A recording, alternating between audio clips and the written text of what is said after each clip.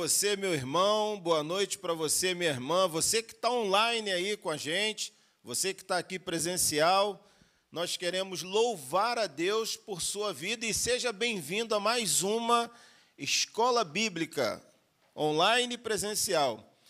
Nós vamos continuar hoje falando sobre Êxodo e Levítico, né? Vamos terminar Êxodo e vamos entrar em Levítico, mas antes disso, eu queria pedir a você que chegou agora, ou para você que está começando a acompanhar as aulas, agora está se sentindo um pouco perdido.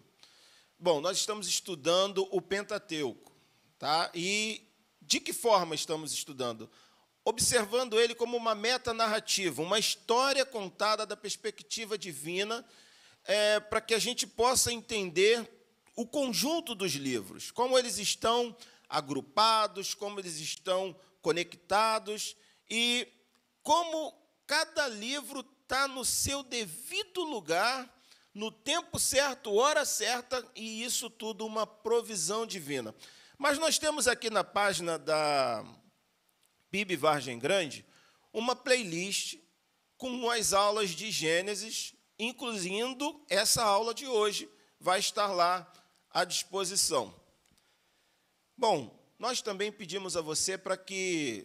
Está gostando dessas aulas? Elas estão fazendo diferença na sua vida? Mande um link para um amigo, mande um link para alguém, para abençoar a vida de alguém, e compartilhe isso faz bem para a gente, né? E ore por esse projeto. Esse é um projeto totalmente espiritual. Então, ore por nós, que aqui estamos, por todas as pessoas envolvidas no projeto. E ore por esse local que tem sido um canal de bênção para a sua vida, assim como tem sido para mim. E por falar em oração, eu convido você a orar comigo agora. Por quê? Se a gente precisa aprender a palavra de Deus, a gente tem que pedir a Ele para nos esclarecer. Isso não é algo que a faculdade ensina e a gente aprende e a partir daí, não. O Espírito Santo usa nossas vidas, mas é Ele que abre o nosso entendimento. Então, separe esse momento agora e ore comigo. Pai, nós bendizemos o Teu santo nome. Agradecemos a Ti por tudo que Tu fazes por nós e em nós. E, nesse momento, queremos dedicar esse tempo à ministração da Tua palavra e a ouvir a Tua voz. Senhor, como nós precisamos de Ti, como nós temos necessidade de Ti. Fala conosco, amplia nosso conhecimento acerca de Ti, traga, Senhor, santificação ao nosso coração. É o que nós oramos a Ti, em nome de Teu Filho amado, Jesus Cristo. Amém. Meus irmãos, semana passada, eu fui lendo até o capítulo 32 de Êxodo, e ali nós fizemos um encerramento por conta do horário, e eu quero fazer algumas considerações iniciais. O que nós vimos semana passada, de modo bem rápido, vimos o contexto histórico e cronológico desse livro, de Êxodo, né? O intervalo entre os relatos final do livro de Gênesis e o início de Êxodo, nós explicamos, é uma coisa muito longa, foram aproximadamente 3 séculos e meio, da descida de Jacó ao Egito até a perseguição contra o povo de Israel, nós temos aí aproximadamente 115 anos. Nós vimos que Israel chega ao Egito com 70 pessoas e quando saem são aproximadamente 2 milhões, tem gente que diz 3 milhões de pessoas, nós não temos assim um número exato. E o período desse livro abrange um contexto de 80 anos, o livro de Êxodo. O nome do livro nós vimos, que significa em hebraico, estes são os nomes, ou os nomes. Nós vimos que a versão que nós temos, Êxodo, que significa partida ou saída, vem da Septuaginta.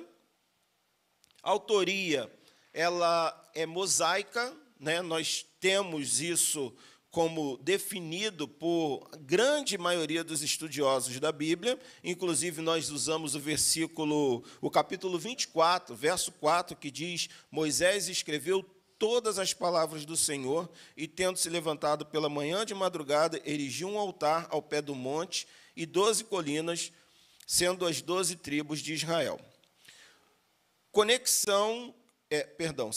Segundo as 12 tribos de Israel.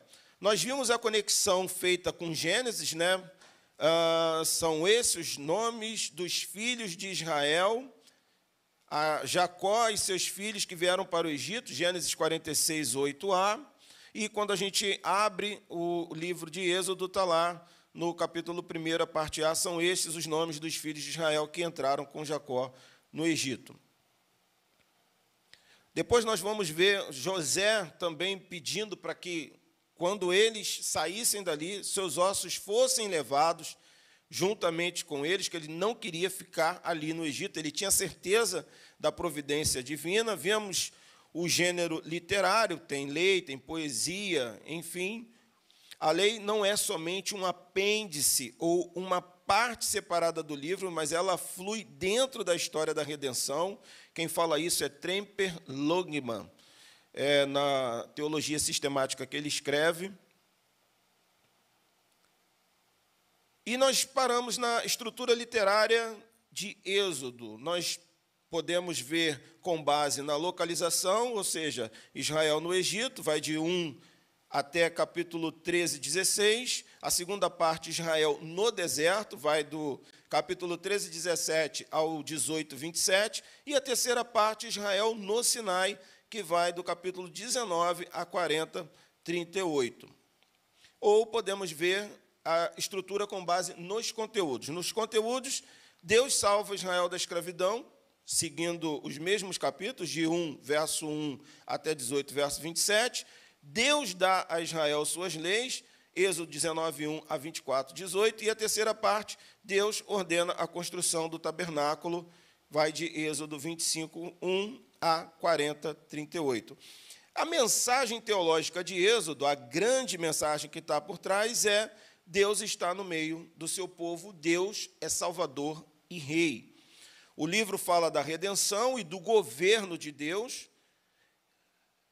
libertação e adoração. Por exemplo, Êxodo 5:1 está escrito: Depois foram Moisés e Arão e disseram a Faraó: Assim diz o Senhor, Deus de Israel, deixaria o meu povo para que me celebre uma festa no deserto.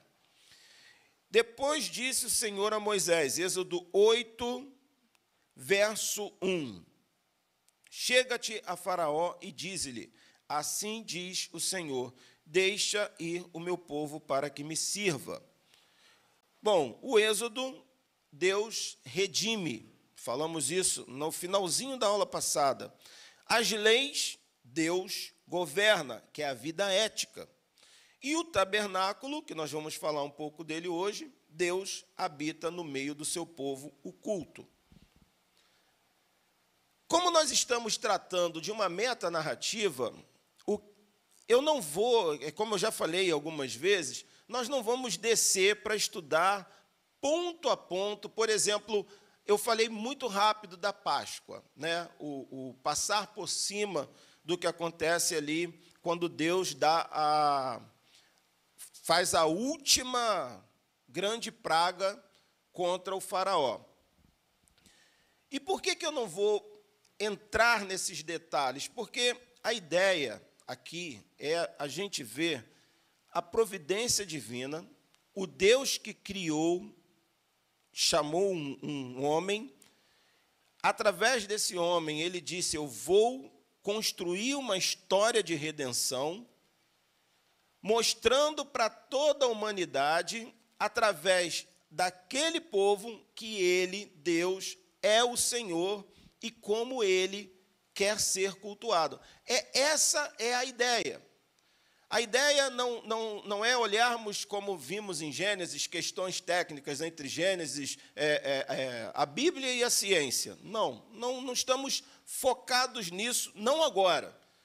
Então, eu quero que entendam isso como uma grande introdução Só que uma introdução, não olhando um livro, não olhando apenas Gênesis, ou apenas Êxodo, ou apenas Levítico. Nós vamos ter esse momento, se assim Deus nos permitir. Mas é fazer uma grande introdução para a gente ver esse Deus que age na história e como Ele está fazendo isso.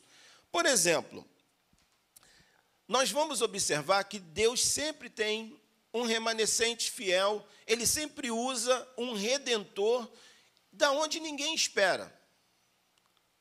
Quando a gente olha para a história de Abraão, Isaac é alguém que a gente não espera. O próprio Abraão não tinha essa ideia. Demorou aí 25 anos para que a coisa acontecesse, para que o Isaac realmente nascesse. Quando nós olhamos para a família de Jacó, a gente não pensa, lendo o texto, que Deus vai usar José para redimir o povo. Deus sempre vai usar alguém para redimir o povo. Nessa história toda, o que isso tem a ver comigo e com você? O porquê que temos que estudar dessa maneira? Qual é o grande objetivo? É gerar fé em você. É gerar fé em mim. É a gente olhar para a história e ver que o Deus da história não agiu só em Gênesis, só em Êxodo, só em Levítico, só no livro de Reis, de Salmos. Não, o Deus da história, Ele vai e está agindo na minha e na sua vida. Por isso que eu disse, numa das aulas anteriores, que você e eu nascemos na época certa, no local certo, no país certo, falando a língua certa, com a cor certa, porque Deus tem um plano na minha e na sua vida. E a gente vai enxergar isso à luz da palavra dele, vendo ela como um todo. Então, eu estou fazendo essa introdução, porque às vezes a sua expectativa é de, eu tenho uma dúvida, existe ET? A gente tem na Bíblia? Nós não vamos estudar isso. Você pode colocar aí no chat, não tem problema nenhum, mas não é o foco. O foco é a gente olhar o Deus que está agindo através da história. Por exemplo, Deus manda José.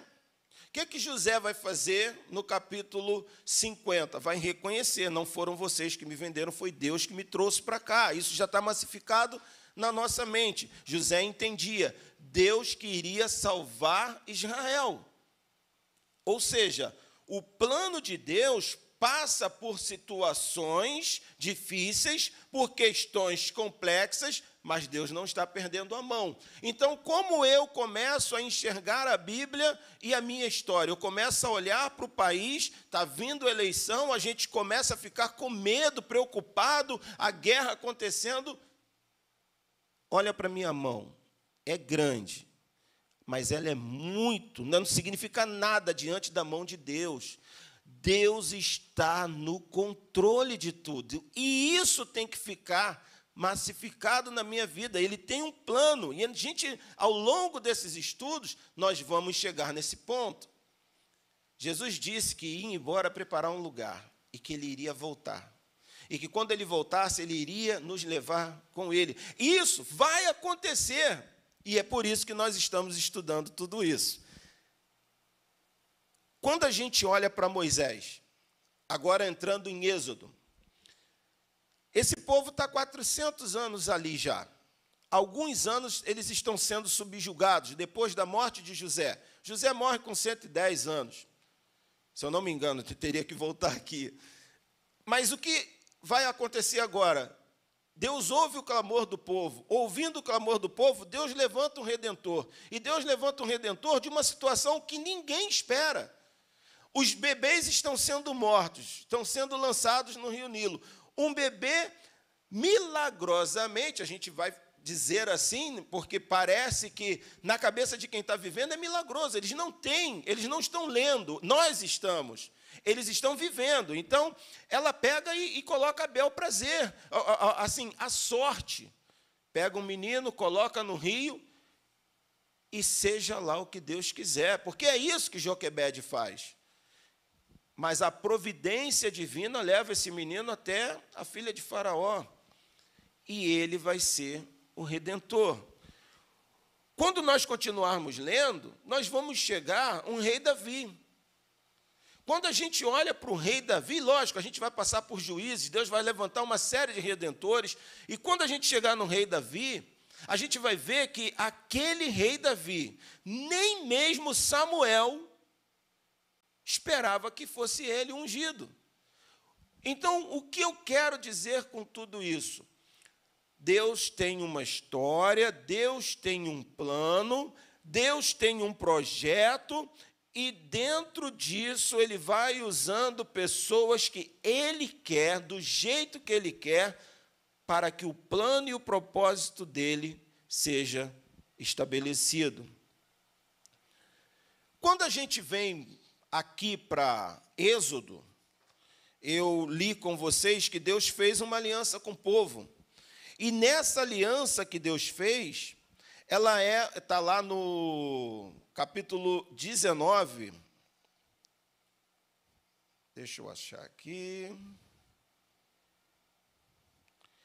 19, verso 24, Deus vai dizer o seguinte.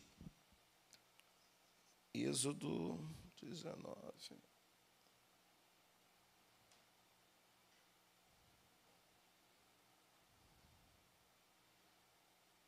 24 não, verso 5, perdão. Vocês viram, no verso 4 ele diz assim, Êxodo 19, verso 4. Vocês viram o que fiz ao Egito e como os transportei sobre asas de águias e os trouxe para junto de mim. Agora, se me obedecerem fielmente e guardarem a minha aliança, vocês serão o meu tesouro pessoal dentre todas as nações, embora toda a terra seja minha. Vocês serão para mim um reino de sacerdotes e uma nação santa. Essas são as palavras que você dirá aos israelitas. Quando a gente olha para essa aliança, ela segue uma base. Existiam dois tipos de aliança naquela época. Uma delas é quando o superior fazia de modo incondicional. Por exemplo, eu vou dar a você uma terra para que você plante e eu não quero nada disso, absolutamente nada. Então, é problema seu o que você iria fazer ali. Eu estava te dando e vou prover a segurança. Pronto. E havia um outro caso. Por exemplo, um exemplo desse tipo de aliança é a noética. A aliança que Deus faz com Noé, nunca mais haverá um dilúvio como houve na terra, e nunca mais eu matarei ninguém com água como foi que eu fiz ali no dilúvio. O que Noé tinha que fazer para que isso acontecesse, ou o ser humano? Nada. Era Deus dizendo, o poder é meu e eu não vou mais fazer. Não depende da gente. Era Ele que disse que não, independente se você faz o bem ou o mal, Ele disse, com o dilúvio eu não vou mais acabar com a humanidade. Mas havia um outro tipo, que é um tipo suzerano e vassalo. Suzerano é o maior, é o rei, é aquele que tem o que eu preciso. E ele me dá aquilo, mas ele quer uma contrapartida. Ou seja, é condicional. Olha o versículo que lemos. Agora, se, olha o se aí, isso é uma condição. Se me obedecerem fielmente e guardarem a minha aliança, vocês serão meu tesouro pessoal dentre todas as nações. E ele ainda diz, embora toda a terra seja minha. O que ele está dizendo para nós? Eu, por meu prazer, pela minha vontade, escolhi vocês, não pelos seus méritos. Agora, e se não obedecerem? E se não guardarem? Então, ele tem direito de quebrar essa aliança.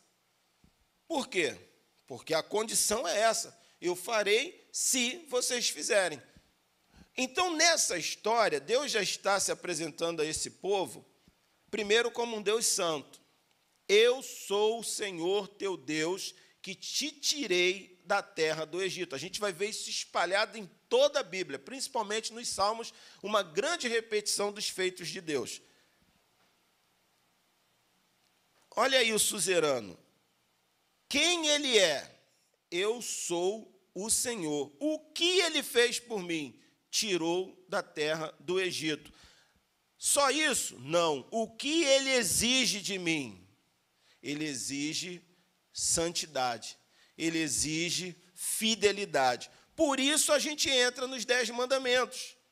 Porque quando a gente entra nos 10 mandamentos, olha como inicia. Eu sou o Senhor, o teu Deus, que te tirou do Egito, da terra da escravidão, o suzerano.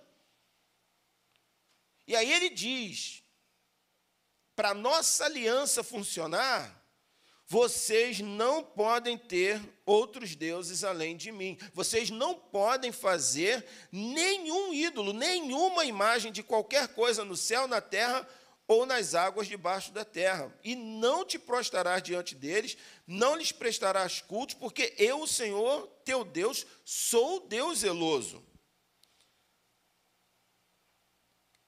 Não tomarás em vão o nome do Senhor teu Deus, pois o Senhor não deixará impune quem tomar o seu nome em vão. E lembra-te do dia de sábado para santificá-lo.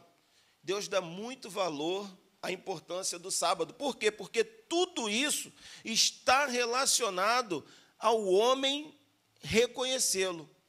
A santificação tem, inclusive, eu achei muito legal, vai ter um culto aqui, você que está em casa aí, os jovens vão fazer um culto, e o tema é esse, santificação.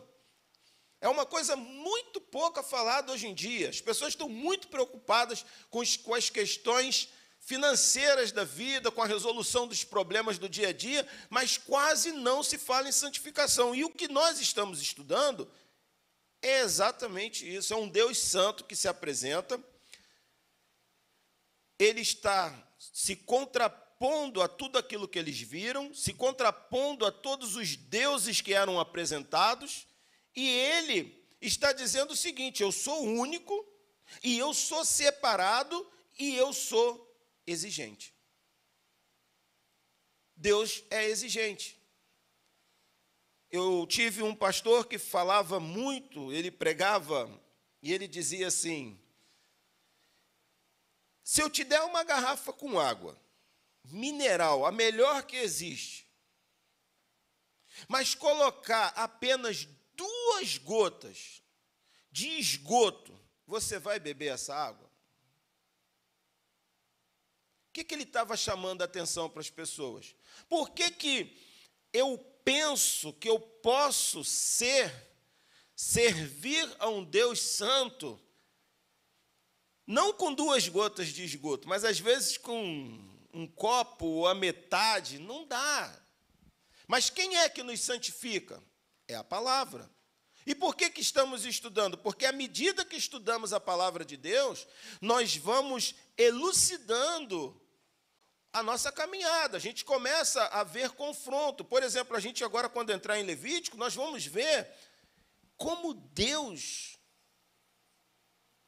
requer de nós um culto santo.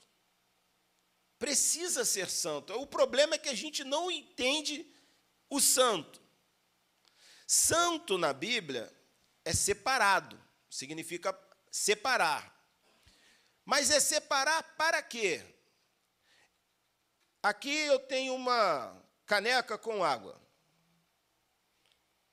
Vamos tornar essa caneca santa. Como que será? A partir de hoje, em hipótese alguma, essa caneca poderá servir a outro propósito, a não ser a água do pregador. Não pode. O irmão está com sede? Não, não pode. O irmão do som também não pode. A irmã, não pode. Porque nesta caneca, posso botar refrigerante? Não, Posso botar suco? Não. Eu a santifiquei apenas para um propósito. Deus nos chamou para isso. E Ele nos santificou, colocando em nós o Espírito Santo dele. Nós vamos continuar caminhando e enxergando isso. Então, aqui nos 10 mandamentos, que na verdade os 10 mandamentos é um enxugar de 613 mandamentos. E Jesus vai piorar isso no Novo Testamento, quando alguém vai perguntar para ele, qual é o resumo da lei? Amarás o Senhor teu Deus com toda a tua força, com todo o teu ser, e ao teu próximo como a ti mesmo. Jesus, as pessoas falam sobre lei, né? Ah, não, falando aí que a gente tem que ouvir essas coisas, mas a Bíblia, a lei ficou lá atrás, agora a gente está na graça. E eu louvo a Deus que o pastor Daniel, num domingo desse, à noite, olha, que mensagem abençoadora. Ela está aí na playlist. Tem várias outras mensagens abençoadoras, mas nesse contexto do que eu estou dizendo, ele fala lá qual o tamanho do seu Deus, mas ele traz esse aspecto. Ele traz isso para nós. É muito interessante. Eu convido você a observar isso. Então, aqui, ele está mostrando 4 diretrizes para ele nos mandamentos, nos 10 mandamentos, e 6 que são relacionados às pessoas, ou seja, nós chamamos isso de vertical e horizontal. Mas quando a gente vai lá para Mateus, capítulo 5, Jesus ele senta num monte, e aí eu já começo também a mostrar a vocês como a Bíblia ela tem um conjunto. Moisés subiu o Sinai, recebe da parte de Deus os 10 mandamentos. Jesus, vamos fazendo aqui um contraponto entre Êxodo e o Novo Testamento. Jesus ele sobe no monte. O que ele faz entre o capítulo 7, o capítulo 5 e o capítulo 7? Ouviste o que foi dito, eu, porém, vos digo. Ouviste que foi dito, não matarás, eu, porém, vos digo. Se alguém disser que a pessoa é louca, ou matar no coração, é a mesma coisa. Ouviste que foi dito, não adulterarás. Na época, para um judeu, o adultério teria que ser algo visto, o ato. Jesus piora a situação. Se você olhar para uma mulher com uma intenção impura, já adulterou com ela. Olha o que Jesus está fazendo. Ele está dizendo o seguinte, a lei, a essência da lei, é impossível, de uma certa forma, de você cumprir isso aqui. Então, quem é que precisa cumprir isso? Jesus. E isso faz com que eu, então, diga, olha, já que é Jesus que tem que cumprir, porque eu não consigo cumprir, então eu chuto o balde e faço o que eu quero? Não. Por que não? Porque essa lei foi escrita no nosso coração e com o poder do Espírito Santo, nós temos condições de negar, de dizer não, de pedir a Deus, Senhor, me dá graça, me dá força, e você vai ganhando força. E se você caiu, pecou, se arrependeu, você volta de novo, bota o joelho ali, pede a Deus força, e Ele vai te conceder essa força. Só que aqui, Levítico, por exemplo, que nós vamos ver daqui a pouco, não trata somente de leis. As leis, elas começam aqui. Deus começa a dar lei para esse povo. Por que Deus está dando essas leis? Por que Ele está mostrando para a gente que a gente precisa ter uma mudança de postura e de comportamento? Porque Ele já se apresentou, eu sou um Deus santo. Não é do jeito que vocês querem o culto. Por isso que Ele vai estabelecer a criação do tabernáculo. Onde Deus falou com o povo? No Monte Sinai. Ele chama Moisés e fala, e o povo ouve do Monte Sinai. ele dá ali as suas leis. Capítulo 32, o que vai acontecer? Deus falou, inclusive, para ele fazer o tabernáculo. Mas no capítulo 32, quando Moisés sobe para pegar as tábuas e demora, aquele povo cai e vai pecar, e eu falei bastante disso na última aula. Pensem comigo, Deus fala com o povo no alto de um monte, e agora ele ordena a construção de um tabernáculo. Então, o objetivo de Deus é o quê? Quero habitar no meio desse povo. Esse tabernáculo, ele tem 45 metros de largura, por 22,5, é um retângulo, é aproximadamente do tamanho de um campo de futebol. Tem o primeiro véu para você entrar, um grande pátio, provavelmente, eu não sei se a mídia tem, ok, então você que está em casa, você está vendo aí a imagem. Logo no início você tem o altar do holocausto, onde vão ser feitas ali, queimadas as ofertas, depois nós vamos ter uma bacia, e aí nós vamos ter uma tenda, que é a chamada tenda do encontro, ou tem outro nome, que agora me fugiu aqui a cabeça.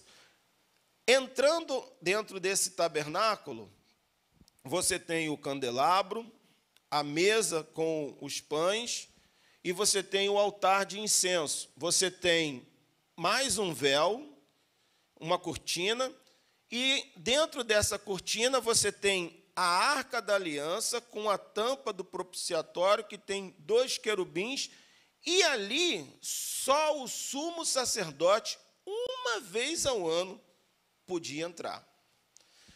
É muito interessante a gente que está lendo, se você estiver acompanhando essa leitura, que você leia Romanos.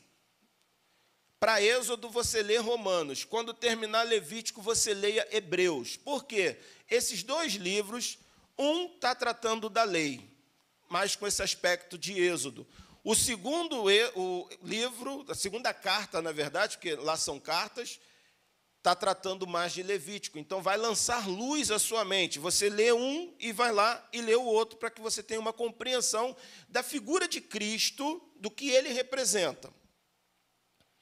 Então, nesse tabernáculo, Deus agora vai se manifestar no santíssimo lugar, nesse local que eu disse que só o sumo sacerdote pode entrar uma vez ao ano para fazer expiação pelo pecado de todas as pessoas. E tinha um detalhe: se esse homem tivesse em pecado, ele caía e morria ali dentro. Por isso, a roupa dele tinha uns sinos, que ele entrava amarrado. Se demorasse muito, o povo puxava, se ele tivesse em pecado, ele caía fulminado. Então, a ideia do tabernáculo é essa ideia de Deus habitar no nosso meio. Eu não vou passar aqui os pontos de cada detalhe ali do que tem dentro do tabernáculo. É lindo, é muito bom a gente ler, mas é por conta do propósito. Tem gente que olha para o tabernáculo e fala assim: o tabernáculo representa Jesus e tal, aí cada peça efetivamente tem lá a sua colocação. Eu não digo isso porque isso não é unânime entre quem estuda, porque em João está escrito que Jesus tabernaculou entre nós, ou seja, ele veio, e como se aquele tabernáculo que andava no meio. Só que hoje isso é um fato no sentido que o Espírito de Deus, o Espírito Santo, ele habita em nós. Não é mais esse espaço aqui. Nós estamos aqui, damos o nome aqui de casa de Deus, as pessoas falam: você entrou na casa de Deus. Olha, há um equívoco, né? Aqui é um local, conforme a caneca, que é separado para isso, é separado para culto, é separado para louvor. Nós estamos aqui fazendo um estudo concernente às coisas de Deus, mas nós, quando nos reunimos no meio da rua, em qualquer ambiente, somos a igreja de Deus. Até porque vocês vão ler em Atos dos Apóstolos, a igreja se reunindo em casas. E aí? Você vai ficar confuso. Ah, mas o irmão fala que lá é a casa de Deus. Não. Porque aqui a igreja tem as células. Né? Aí você está lá numa célula, diz, mas aqui então é o quê? Aquilo ali é a casa de Deus também, porque você está lá, você é santo, santificado. E eu preciso trazer essas informações porque estamos estudando. Precisamos dar nome certo e correto a cada coisa, conforme a palavra de Deus. Agora, o Êxodo e o Novo Testamento. Eu preciso colocar aqui algumas informações. Bom, a passagem pelo mar e a vida no deserto apontam para quê? O batismo de Jesus e o início de seu ministério no deserto. Israel passa quanto tempo no deserto? 40 anos. Jesus passa quantos dias no deserto? 40 dias. Então, isso está apontando. E ele lá está sendo tentado, e o povo aqui não é diferente disso. Só que, onde Israel falha, Jesus não. Jesus não falha. O Sermão do Monte, eu já falei, né, é uma alusão às leis dadas no Monte Sinai. A Páscoa celebrada no deserto aponta para Cristo como nosso Cordeiro Pascal. Primeira carta aos Coríntios, capítulo 5, verso 7, fala isso. Assim como Deus habitou no tabernáculo, e aí eu volto para o que ele tabernaculou em Jesus, João 1, 14. Quando a gente vê esse tabernáculo sendo preparado, o que ele está apontando? Ele aponta o seguinte: eu vou viver no meio de vocês. Mas para viver no meio nosso, um Deus santo, como é que nós vamos cultuar a esse Deus? Aí ele começa a dar as leis, ele entra em Levítico. Contexto histórico de Levítico, a gente observa que de 25 a 40 de Êxodo é uma preparação para o livro de Levítico. É uma orientação para a abertura do livro. O foco do livro de Levítico, ele está relacionado com as questões públicas, tá? Em particular, as questões do antigo culto dos hebreus, uma espécie de instrução para os sacerdotes. Então, Gênesis, sintetizando, nós temos a queda. Em Êxodo, nós temos o quê? A redenção. E em Levítico, nós vamos ter, então, a adoração. E o que essa história e esses livros já pregam para nós? Eu entendo que eu sou caído, eu entendo que eu fui redimido, e por isso eu adoro.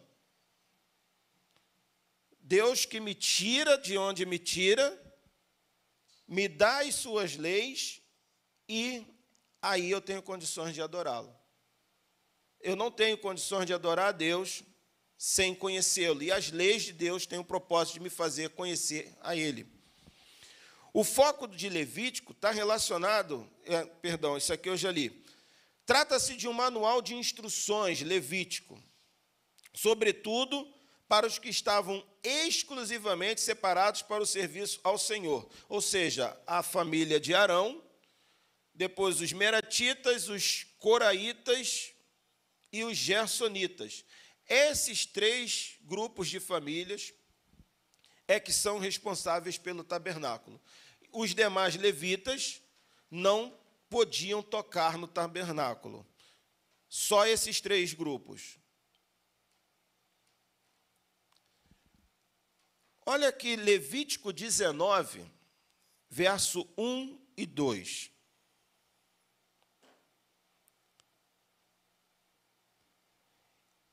Esse texto vai responder algumas perguntas. Como o ser humano pode se aproximar de Deus? Como andar com Deus? Como adorar? Como ter acesso? Olha o que diz Levítico 19, 1 e 2. Disse o Senhor a Moisés: fala a toda a congregação dos filhos de Israel e dize-lhes: santos sereis, porque eu, o Senhor, vosso Deus, sou santo. Como que eu posso me aproximar de Deus? Sendo santo. Como que eu posso andar com Deus? Sendo santo. Como adorar a Deus? Sendo santo. Como ter acesso a Ele? Sendo santo. Irmão Alex, como então eu sou santo? Vamos aqui para a primeira carta que Pedro escreve, no capítulo 1, verso 14 a 16. Provavelmente você está vendo aí. Você que está em casa, acho que do lado, meu lado esquerdo. Como filhos da obediência, não vos amoldeis às paixões que tinhais anteriormente na vossa ignorância. Observem que Pedro está dizendo: na ignorância vocês tinham um modo, um formato de viver. E essas paixões são contrárias a Deus. Pelo contrário, continuando, segundo é santo aquele que vos chamou, tornai-vos santos também vós mesmos em todo o vosso procedimento, porque está escrito: sede santos, porque eu sou santo. O que Pedro, de modo muito claro, está dizendo para a gente? Antes de conhecer a Deus, nossa forma de agir era uma afronta a Deus, é contrário a Deus. E o que Deus, então, faz em nós? Ele nos salva com o seu poder, nos redime, dá a nós do seu Espírito, mas dá a sua lei, para que, através dessa lei, nós passamos a fazer aquilo que Ele quer, do jeito que Ele quer. Nós vamos ver aqui em Levítico, eu vou passar algumas informações que vão ajudar você quando estiver estudando em casa, e depois nós vamos voltar aqui no texto que eu quero apresentar alguns pontos que falam sobre essa questão da santidade e como Deus vê isso de modo veemente muito forte.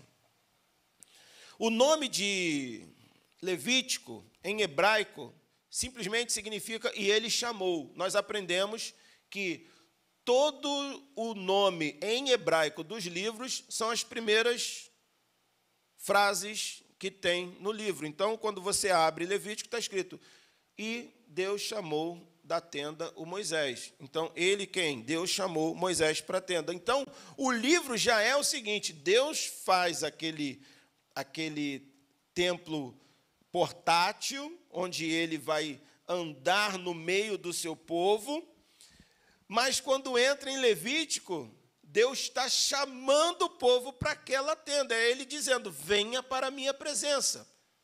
A presença santificadora de Deus. Já na Septuaginta, na nossa Bíblia, esse título é derivado de lá. Significa relativo aos levitas, que são as pessoas que vão estar servindo a Deus. Bom, a autoria a gente sabe que a tradição cristã identifica Moisés, a conexão com o Êxodo termina com a construção e inauguração do tabernáculo, enquanto a narrativa de Levítico mostra as instruções de como o povo deveria se portar em culto a Deus. Podemos seguramente afirmar que Levítico se harmoniza com todo o Pentateuco, e assim, não está à toa no meio. Levítico está exatamente no meio. Entre a queda e a redenção tem o culto, a adoração a Deus. Depois disso, nós vamos ainda ver em Números uma nova queda, e ali Deus levantando de novo um remanescente. Nós vamos ver em Deuteronômio a lei sendo repetida por conta dessa queda que vamos assistir em Números. O conteúdo do livro é uma cronologia curta, tá? É aproximadamente um mês. Levítico tem mais ou menos um mês. Tudo isso que está acontecendo aqui. Da inauguração do tabernáculo até a partida do Monte Sinai. Quando nós começamos com a aula, nós dissemos o seguinte: geograficamente, para a gente ler Gênesis, a gente precisa pensar onde esse povo está, onde esse texto está sendo escrito. Eu sempre vou repetir isso, porque é para massificar. O povo saiu do Egito, o povo está sentado ali no Monte Sinai. No Monte Sinai, eles estão recebendo instruções, estão recebendo lei. Recebendo a lei, eles estão recebendo também as palavras de Gênesis, contando a história deles, contando a partir do momento em que Deus separa Abraão, que é desde Gênesis capítulo 12, e vem embora somente focado nisso. Agora, a gente está prestes a levantar para andar. Então, agora entramos em Levítico, esse povo está se preparando para caminhar pelo deserto. Para quê? Deus fez uma promessa a Abraão: darei a você esta terra. Que terra? Terra de Canaã. E onde eles estão? No Monte Sinai. Estão distantes dessa terra. E Deus tira o povo do Egito e diz: eu vou levar vocês para lá. Essa é a história que Deus está contando.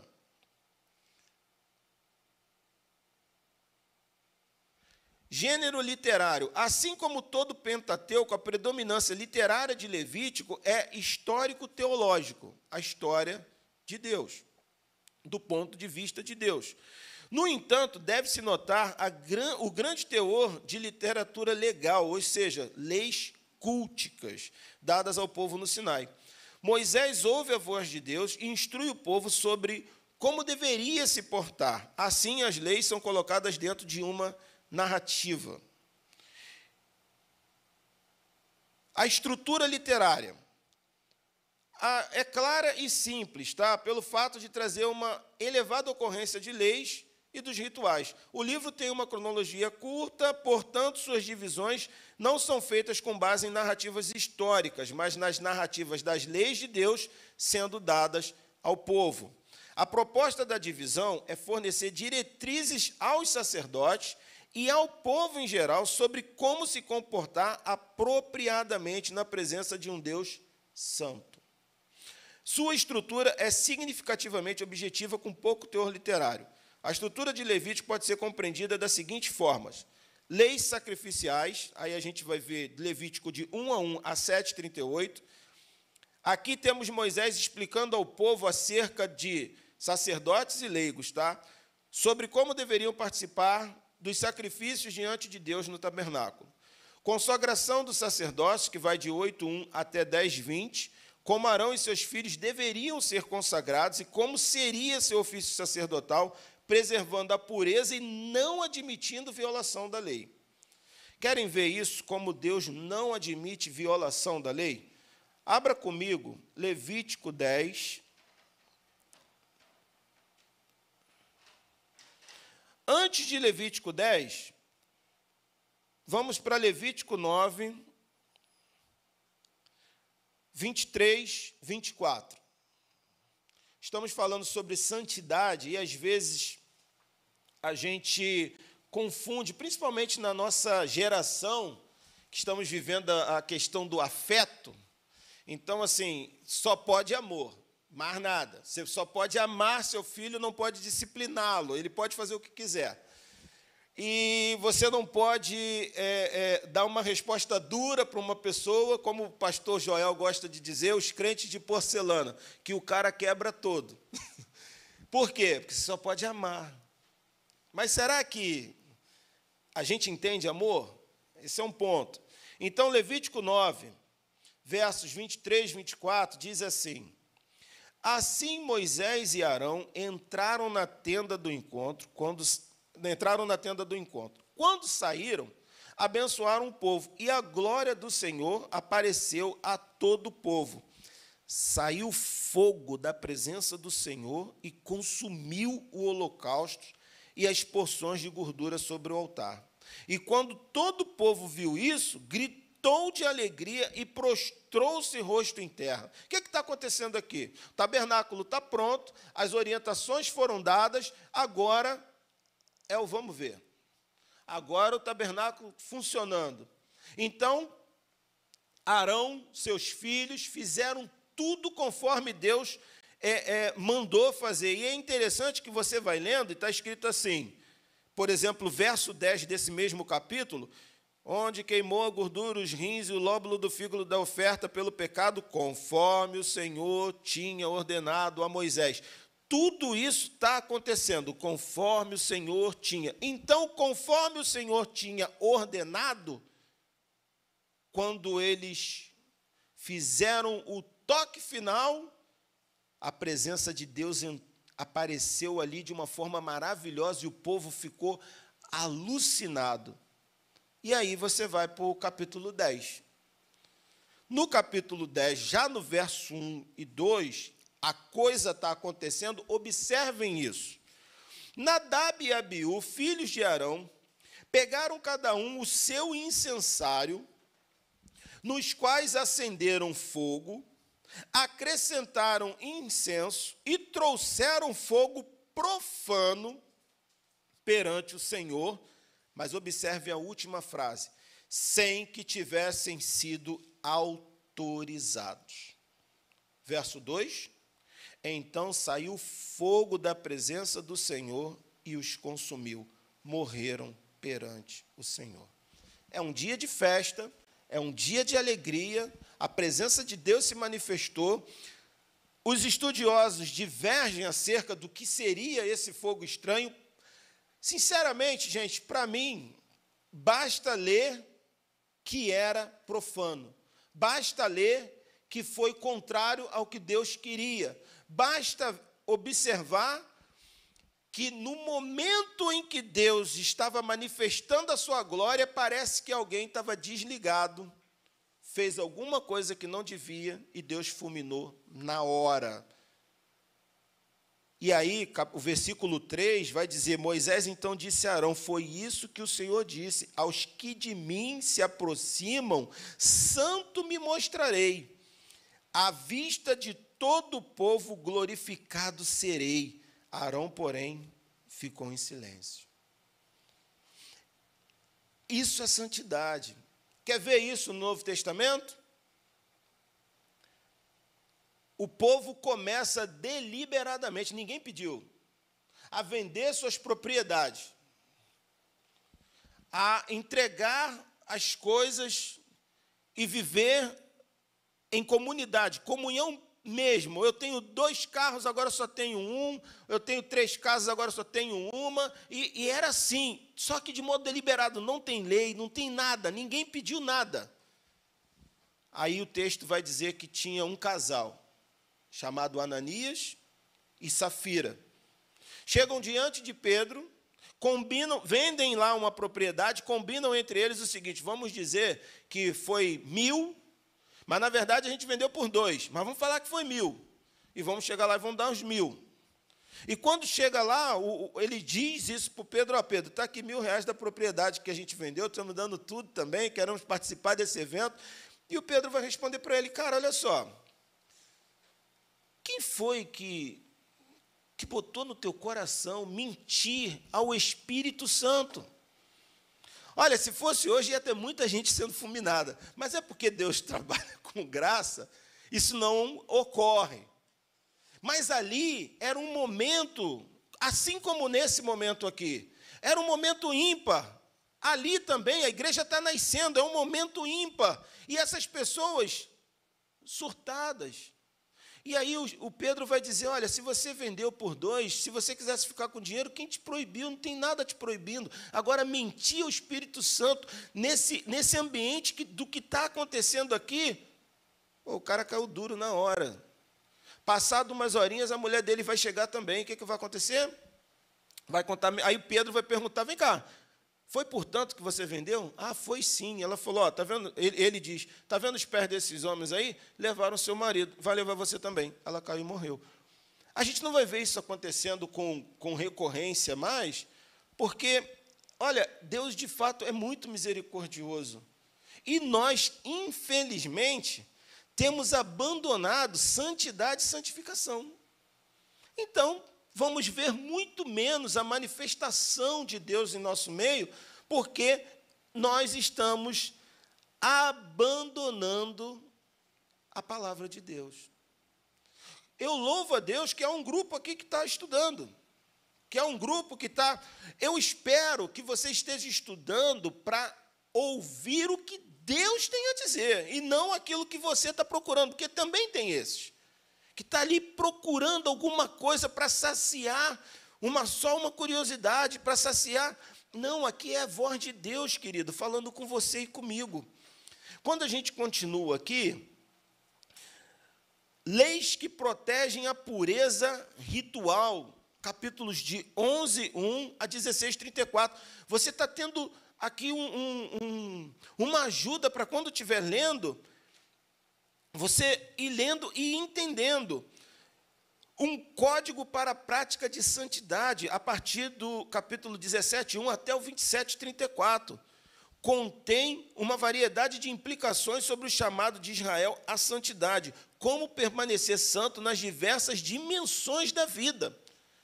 Nós temos aqui leis dietéticas que, irmão Alex, a gente vive essas leis, é proibido comer sangue igual eu vou ler ali, é proibido isso ou aquilo, tem coisas que não. Isso foram leis dadas a eles. Por exemplo, o dia da expiação, o Yom Kippur, tinha que ter lá 2 bodes, era um dia inteiro, era o dia do jejum. O judeu ortodoxo hoje, ele vive. Ele passa em jejum, é um dia que você tem que pensar na sua vida, o que você fez, como foi aquele ano. Mas eles não têm mais animais para matar, não tem mais sacrifício, isso foi abolido. E para nós, principalmente, isso foi abolido em Cristo. Cristo é o nosso Cordeiro Pascal. Ele foi sacrificado por nós. Agora, qual é a grande mensagem teológica de Levítico? Os grandes temas de Levítico são santidade. Grava isso quando estiver lendo. O que está ali em voga? O que está se apresentando para nós? Adoração, redenção sacrificial e serviço. Tudo isso. Tem gente que não quer servir. Eu vejo o pastor Joel daqui dando oportunidade para todo mundo. Irmãos, todos nós servimos a Deus. Nós somos filhos e servos ao mesmo tempo. Servimos. Mensagem teológica de Levítico. Nós já falamos santidade. Vamos aqui destrinchar santidade. Levítico é um chamado à comunhão em santidade. O livro inicia com Deus chamando. Chamou o Senhor a Moisés da tenda da congregação e lhe disse. É um chamado. Adoração. Deus estabelece a maneira que deve ser adorado. O livro nos ensina que a adoração não pode ser feita de qualquer jeito. Eu vejo pessoas que... É o óbvio. Deixa eu explicar uma coisa. Quando a gente entra aqui e estão cantando, e levanta a mão e tal, não é disso que a gente está aqui falando. Lógico, quando a gente está em comunidade, a gente está numa eclésia, reunido para o culto, aí cada um tem seu jeito de adorar, tem gente que levanta a mão, tem gente que ajoelha, tem gente que chora, tem gente que não chora. Isso aí é particular, a gente não está aqui falando sobre isso. Mas de que então que a gente está falando? Que a adoração a Deus, ela não pode ser... Vocês viram agora, o cara levou um fogo estranho no meio do culto. Deus fulminou ele. Lembra da Arca da Aliança? Não podia tocar, somente os sacerdotes. Usar. A arca foi levada pelos filisteus, na era de Saul, e o filisteu tocou na arca e não morreu. O que isso, então, quer dizer para nós? Aquela arca, ela tinha importância... porque Deus deu a importância a ela. Mas para o filisteu, que não sabia quem era Deus, ela não valia nada. É a mesma coisa você pegar a Bíblia e dar na mão de uma pessoa que não estou nem aí para isso aqui não serve de nada para mim. Mas para quem crê, a palavra de Deus faz toda a diferença. E Uzá tocou na arca, foi fulminado na hora, quando o rei Davi estava tentando trazer ela. Eu já estou... terminando. Redenção sacrificial. Levítico nos ensina que não pode haver remissão de pecados sem que tenha derramamento de sangue. Vocês, quando começarem a ler Levítico, vocês vão ver o seguinte: tem lá o holocausto, tem a oferta de cereal, oferta pelo pecado, oferta pela culpa e algumas outras, e a expiação. Boa parte dessas ofertas, quando o animal vem, você tem que colocar a sua mão sobre o animal. Sabe o que é aquilo? É transferência. Você está transferindo, você tem consciência de que aquele animal está morrendo por sua causa. E por que, então, Jesus é o Cordeiro Pascal? Porque ele morreu por nossa causa. Então, estão vendo como que os sacrifícios que estão sendo feitos, o tabernáculo que está sendo feito, a adoração que está sendo feita, a forma de culto está apontando para alguém? Está apontando para o Cristo. Essa história que Deus está contando, desde lá de Gênesis, falando que a semente da mulher pisaria a cabeça da serpente, a serpente feriria o seu calcanhar. Essa história é sobre ele. Está apontando para ele. Esses sacrifícios têm a ver com ele.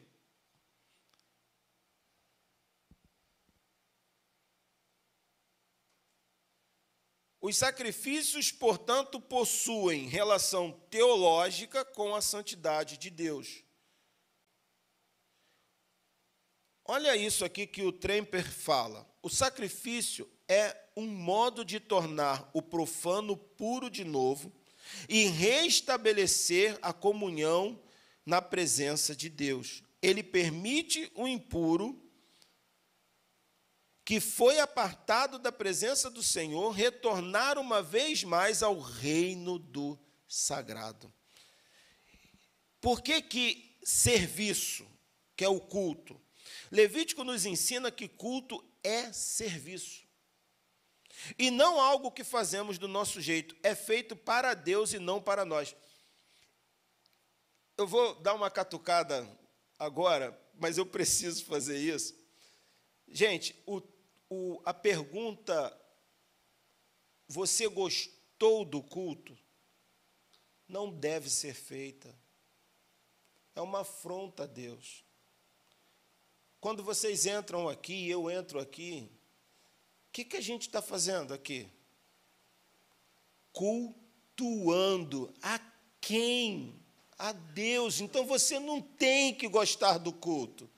Você tem que oferecer seu culto. Você tem que sentar aqui, ou daí, embora eu tenha minhas dificuldades com o culto na net, mas culto tem que ter gente. Você está... É para ele. Aí você pergunta para o cidadão diz, algumas músicas eu não gostei muito, mas eu até, mais ou menos da palavra.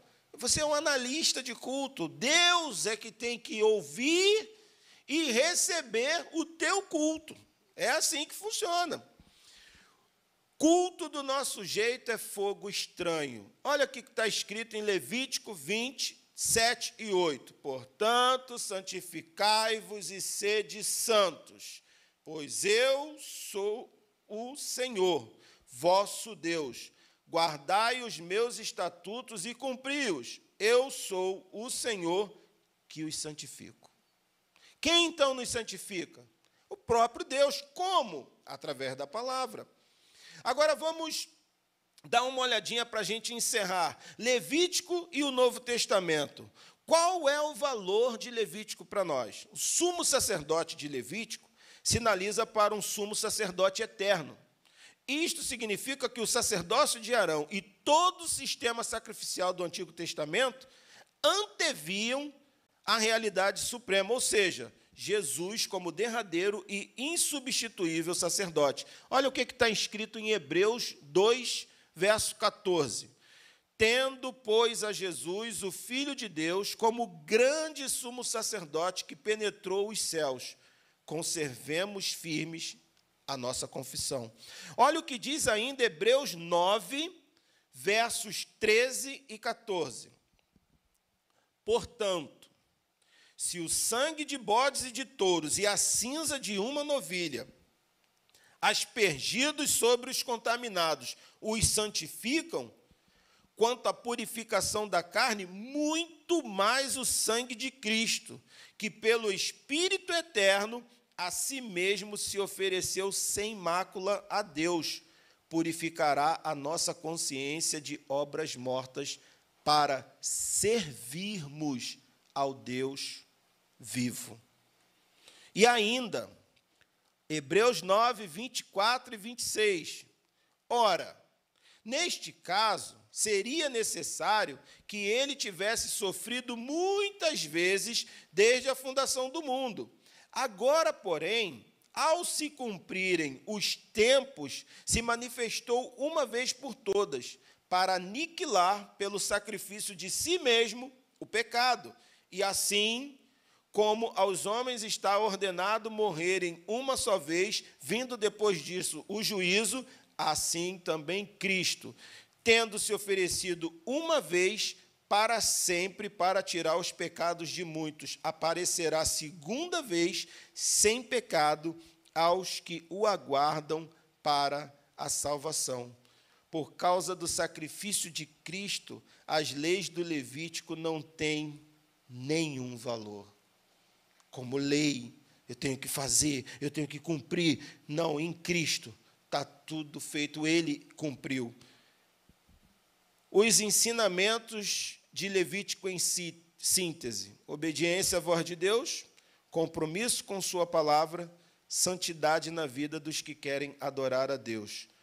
Segundo é santo aquele que vos chamou, tornai-vos santos também vós mesmos em todo o vosso procedimento, porque está escrito: sede santo, porque eu sou santo, diz o Senhor. Primeira carta de Pedro, capítulo 1, versos 15 e 16. Eu tomei um pouquinho do seu tempo, eu espero que valha a pena, e quero encerrar hoje. Nós fechamos aqui Êxodo e Levítico. Semana que vem, com a graça de Deus, Números, possivelmente Deuteronômio, nesse formato, para que a gente possa já entrar em Josué e ali Juízes e vamos embora, Ruth, e a gente agora, nós levantamos, geograficamente, do ponto de vista do que a gente está aqui estudando, levantamos e vamos começar a caminhar pelo deserto, e aí, muito legal, que tem muito a ver com a nossa vida. Eu quero orar com você, quero pedir a você que, se tiver uma dúvida, se tiver uma pergunta, por favor, coloque no chat, ou coloque aí nas... Bom, tem um formato de você escrever isso aí no YouTube.